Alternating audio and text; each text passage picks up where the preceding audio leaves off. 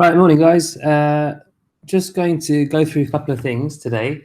So the work that you need to do for this week, and hopefully this works, and you'll be able to see my screen. Then I'll just show you like the files that you need to look at, and then just talk through the slides for this week. Obviously, you've got this huge like PowerPoint slideshow. Don't have to read through all of it this week. Just this topic on ascribed and achieved status. Okay, so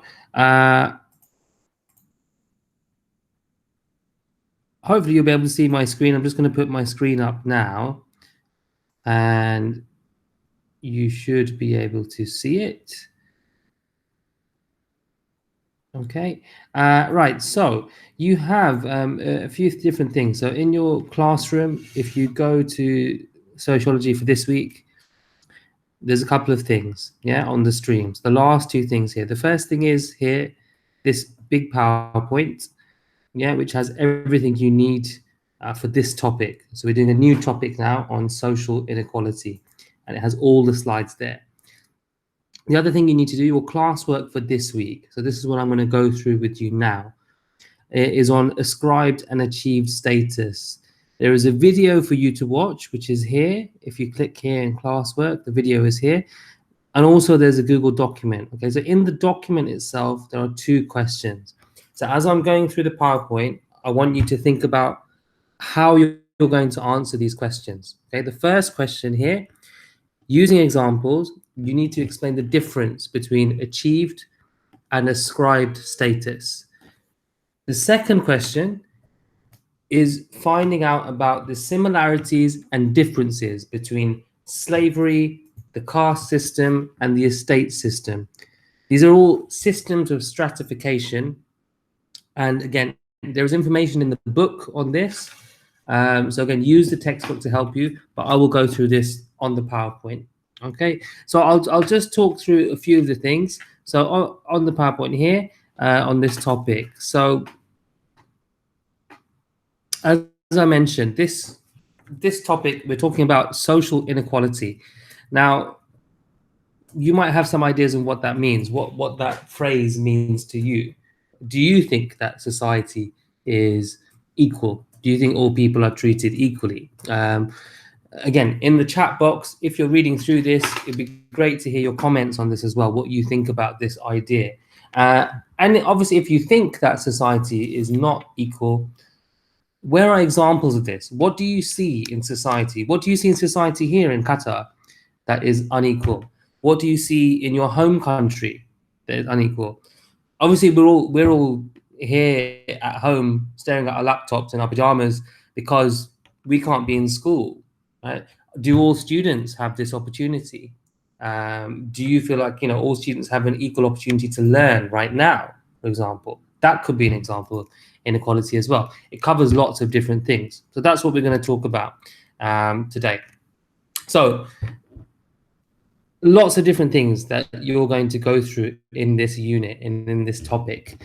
Keywords. I remember from the last few units, some of you, from when I've looked at your mock exams, you haven't actually used all of the keywords from the book.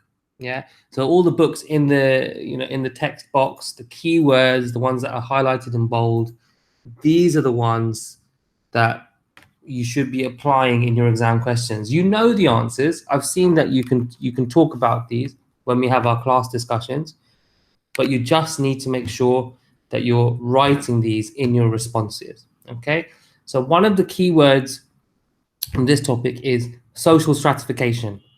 And how does that look in modern society, in today's society?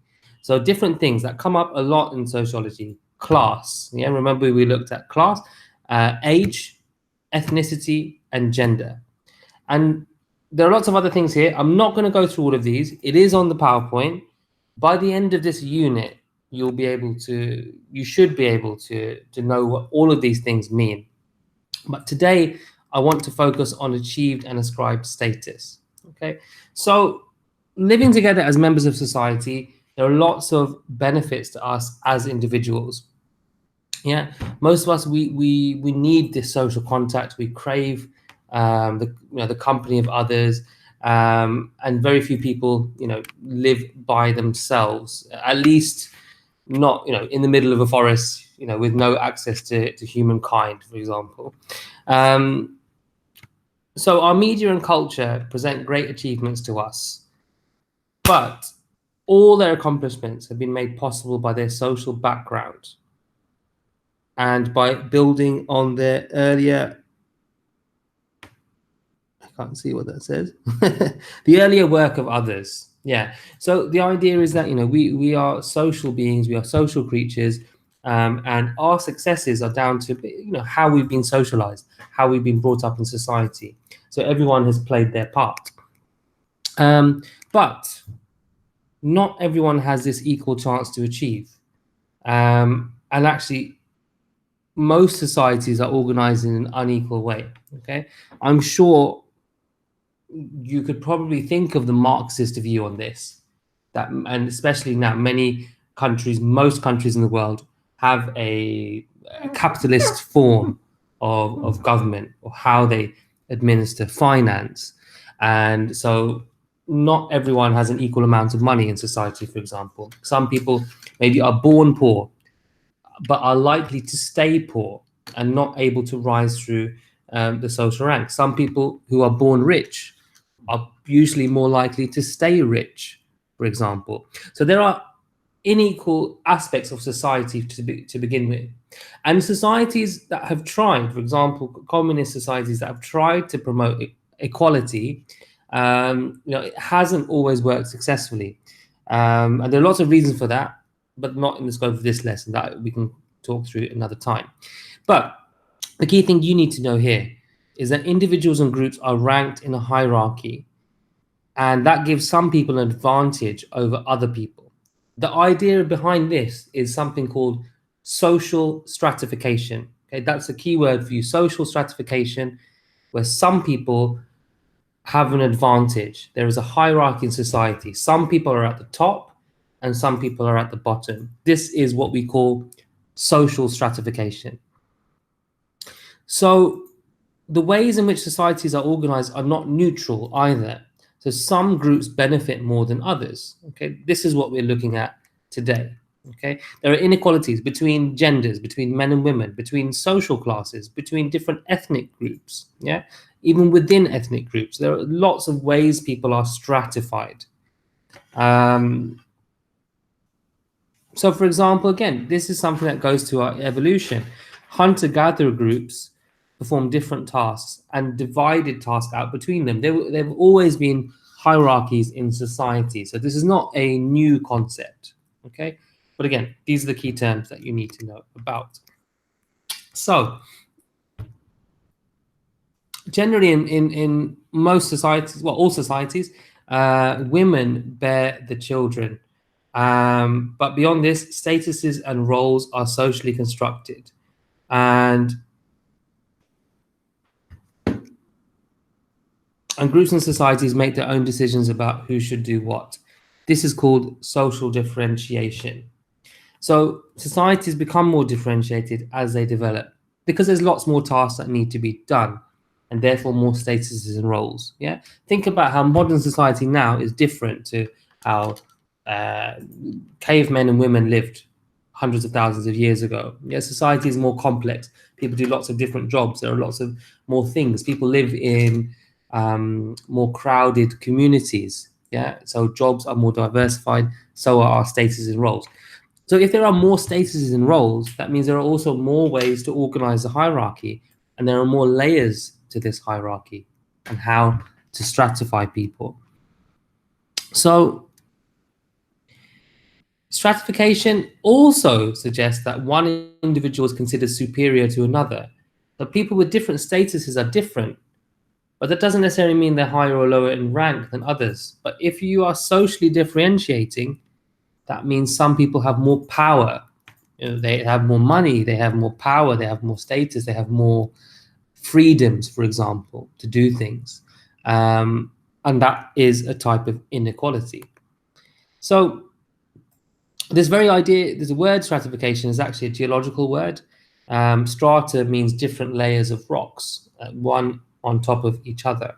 Yeah, so it's kind of an analogy. So if you're thinking about social stratification, imagine a rock and look at this rock, see what is at the bottom of the rock, what is at the top. Yeah, who are these people and in which society? Um, one important thing to know here: modern industrial societies, stratification is dynamic rather than static. Something that is dynamic is always changing. Something that's static stays the same. Now, think about our society and how some things they do change. So, for example, maybe 100 years ago, um, the Queen of England, the Queen of England would have been the most powerful person. You know, maybe a few 100 years ago, the most powerful person in England. Now, the Queen of England, she's not poor, she's not living on beans on toast, but at the same time, there are more powerful people in the country. Yeah, people have more influence. There are richer people in the country in England than the Queen. So she is still powerful in a way, but that situation is dynamic. That's changed. Okay. Now you look now, for example, at the media. So maybe people who owned a newspaper or a TV station 20, 30 years ago would have been very rich and very powerful.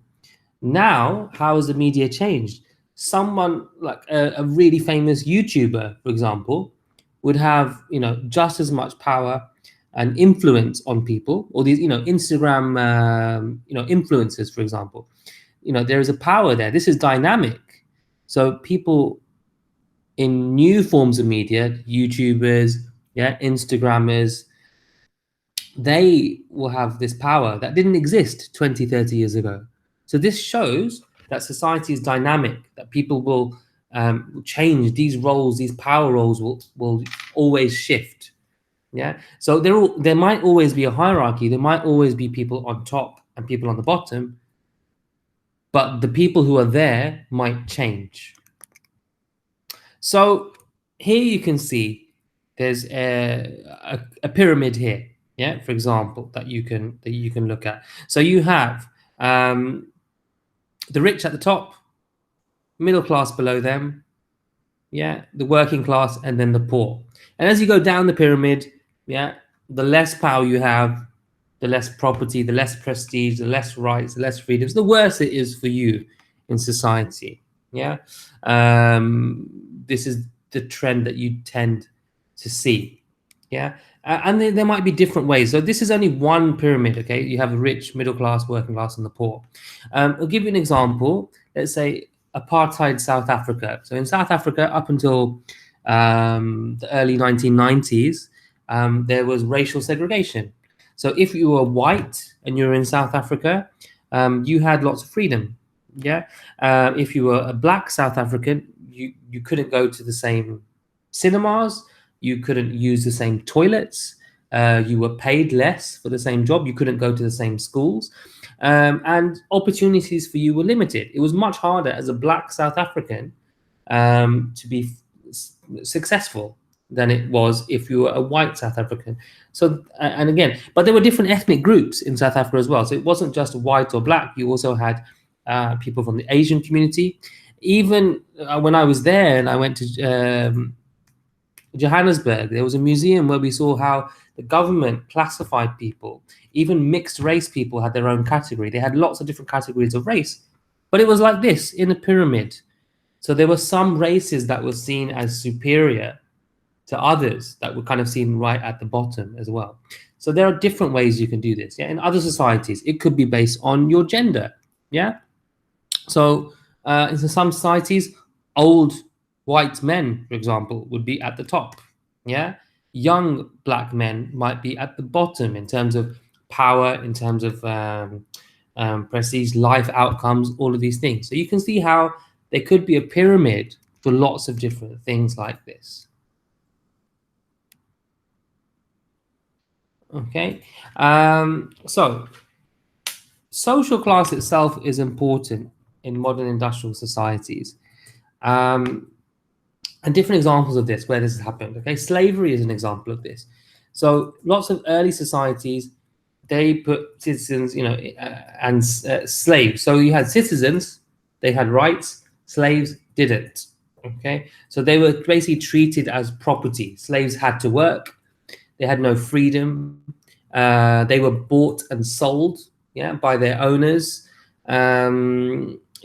Without they didn't have any permission. They didn't have any rights to say no to whatever happened to them.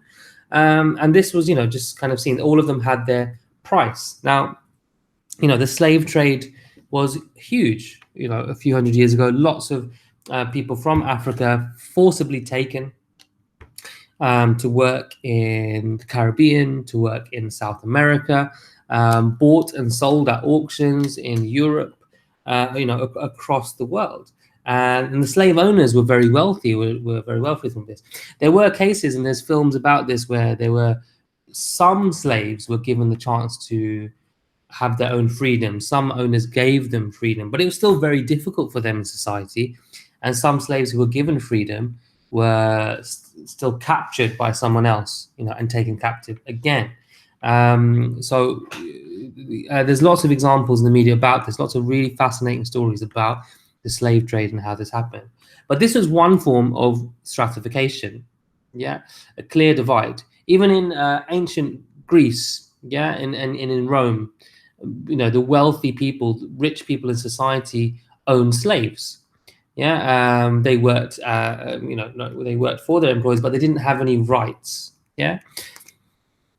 Okay, so that's one example. The other example of stratification that you see in history is the caste system. This is something particular to India and the Indian subcontinent, so places like Pakistan and Bangladesh. Now, the caste system itself, it's difficult to explain in the short way, but I'll try and summarize. So there's lots of different castes, and usually this is based on an occupation, so based on someone's job.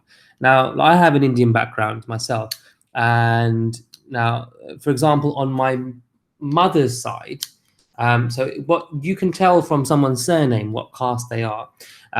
So on my mother's side, their caste is something called the Ramgarhia, which is carpenters. So basically, they're a carpenter class. So hundreds of years ago, they were trained workmen, skilled carpenters, working with wood, building, tables and chairs and everything like that. But obviously, this caste system is a nonsense. If you ask me to build a table tomorrow, I wouldn't want anyone to sit next to it. It's going to collapse. Yeah. I go to IKEA. I get someone else to make the tables for me, because this doesn't make any sense. There are other castes, for example. Now, there's a caste called the Brahmin, which is considered a very high caste in Hindu society. And the Brahmins, they're priests or come from families of priests, and they were given lots of rights in Indian society. The sad thing is, even now, lots of people will look at someone's name in India, and even Indians abroad, and will make a judgment on them based on their caste, for example. But it doesn't really have any impact on it shouldn't have any impact on what they do in society. If you're someone of Indian origin and you grow up somewhere like America or in the UK, and you have a good education and you work hard and you go to university, you have the freedom to choose whatever career you want, and you can be very successful in it. So what you find is lots of people who come from a low caste in India have moved abroad and have been very successful, and maybe more successful than they would have been in India, because of this prejudice of caste. So there were these rules about purity and contact between different castes. There was one, there's one caste, let's say, called the untouchables. So people would literally, they would not drink from the same well as the untouchables. They would consider it impure. Pregnant women were told, not to go anywhere near, these people. They wouldn't allow them in their houses. They would treat them like a subhuman species. So again, a very powerful form of social stratification that has influenced somewhere like India, a huge place with a huge population, and it's at the core of their society. Obviously, I have strong feelings about the caste system. but this is kind of, in a nutshell what it is. But it's a huge. It's more complicated than what I've said here. But these are just some examples, of caste. If you have any Indian friends, do ask them again. Ask their parents, what their thoughts are on this. It is a really interesting aspect of Indian culture, and let's say the Hindu religion as well. Actually, so here, there's a good example. Okay, you can see like a hierarchy of castes here. So you have the Brahmins, the Kshatriyas, the Vaishyas, the Shudras, and the Dalits. The Dalits are the outcasts that I was mentioning. You would find them doing jobs like, cleaning the roads, sweeping the streets, unskilled labor, you might say. Because again, they might not have had the opportunity for education, for example. Now, what's interesting here? I'll focus on this: the Vaishyas, the farmers, the traders, and the merchants. So on my father's side, actually, they are Vaishya as well. They're the merchant family. They were business people. A lot of my friends, there is another caste which is similar to this. So there are Sikh people who are called Jat, who are farmers. But what you found is a lot of people who are Jat, this farmer class in India, perhaps they weren't as respected, or seen as inferior. Whereas coming to England, a lot of people from this background have bought land and have bought property, or because they owned farmland and property prices have gone up, they're actually quite wealthy and quite rich. But a lot of people will be quite snobbish, let's say higher up the caste system, and consider them as inferior by the whatever standards they have. So to me, the whole thing is very silly. It's outdated. It's not how we live in modern society, but it still has an influence on how people marry. So people will marry maybe between their own castes, who they work with, for example. So it has a powerful influence on all aspects of Indian society. Less so these days, but it's still there. Now, the other thing I want to talk to you about is the estates. So this was in feudal societies in Europe. Feudal societies, what I mean by this is where you used to have lords, kind of rulers. I suppose you could equate this maybe to sheikhs, in the Middle East. So they would own land and they would rent this land to commoners, to peasants, people who would work on the land, grow crops, grow fruit and vegetables for the landowners, and they would generate the money from that. But you had here the clergy, you had priests from the church, the nobility, the aristocracy. So you have the king, but then also the lords and the ladies, people from a high class, with lots of land. And if you have this title, this aristocratic title, if you were a sir, your children would be born into that aristocracy. Yeah. So whoever comes after you would carry that title from their father. Yeah. There was a little bit of intermarriage in nobility, but it was uncommon. So here you have an example here. So let's say, look, 6% of the population here were clergy, owned 6% of the land. Nobility owned about 20% of the land, and the rest of the people had no land. This was in France. So in France, they had a system like this, the estate system. But you could see what happened in the revolution, where the peasants were very angry about this. Why are we working so hard for the people who own the land to make them rich, and we don't own anything?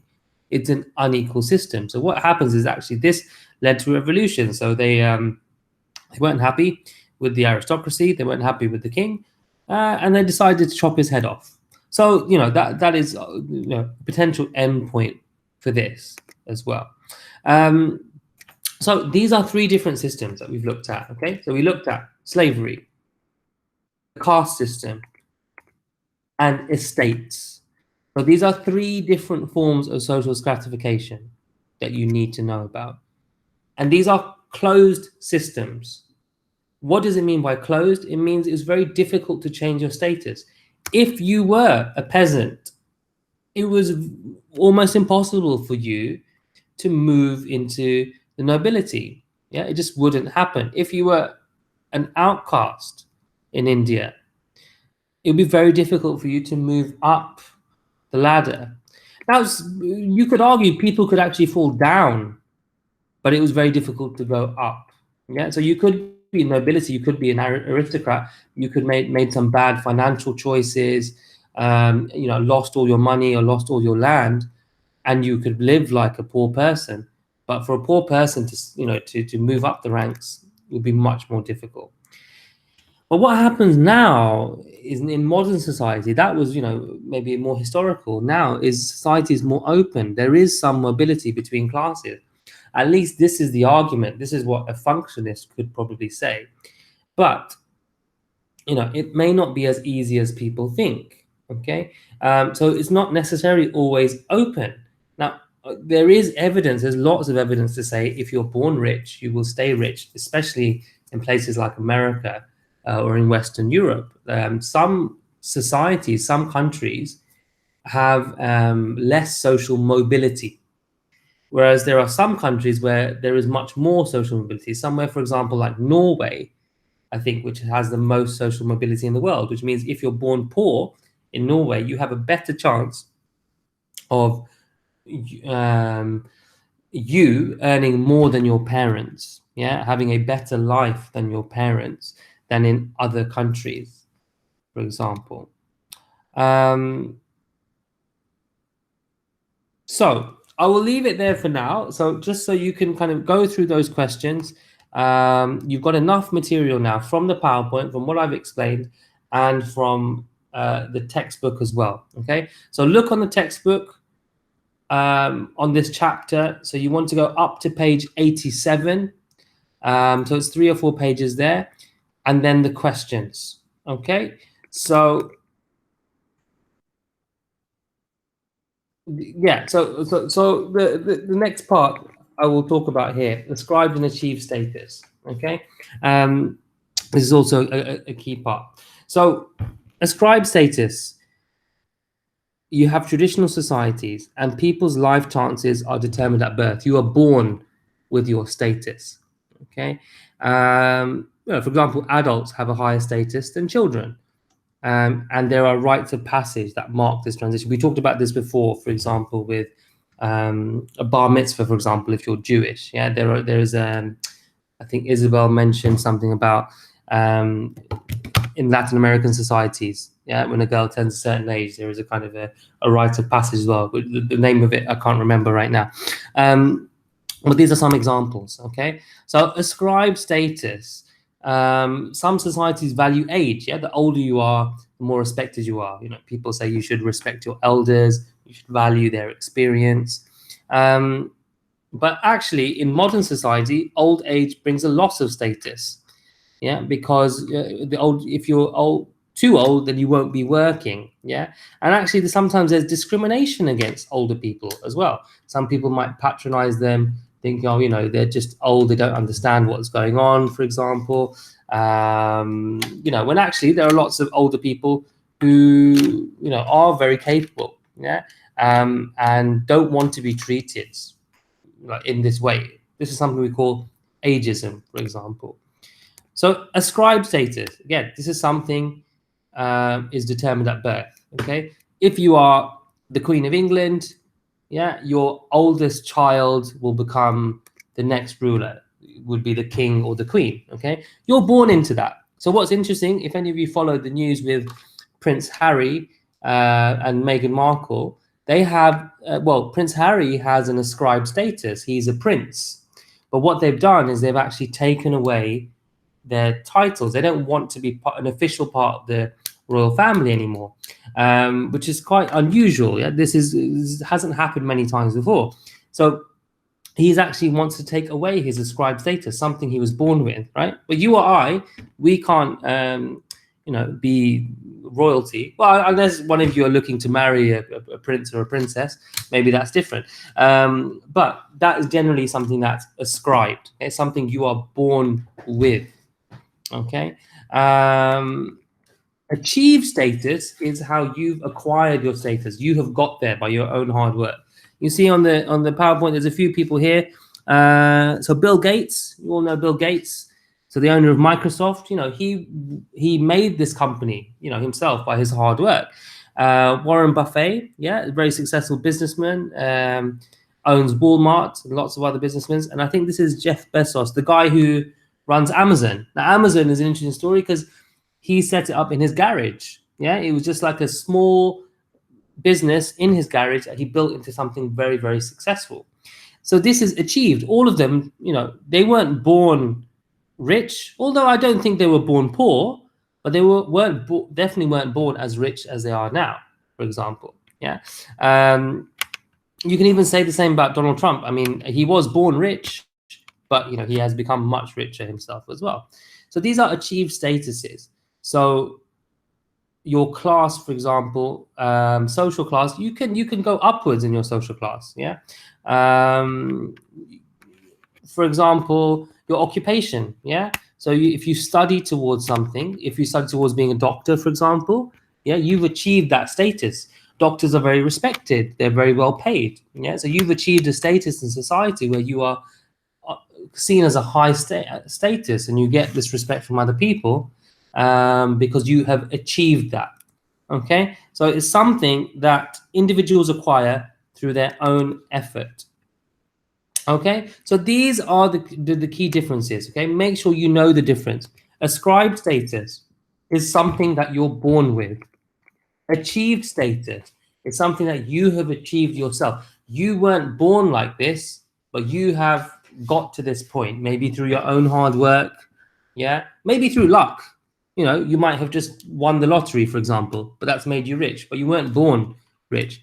But most of the time it is generally through things that you have chosen, things that you have done, yeah, and that weren't there when you were born. Okay, so make sure you know the difference between the two and answer these two questions. Okay, so the questions again: using examples, explain the difference between achieved and ascribed status. Yeah, and the second question there, again, it's on the worksheet here. What are the similarities between slavery, caste, and the estate system as systems of stratification? Okay, and just let me know if you have any questions about that. Okay, all right. So hopefully that's clear. You've got enough information to be getting on with for next week. Use the Meets chat or email or classroom, whatever is easiest for you, and let me know if you have any questions. Okay.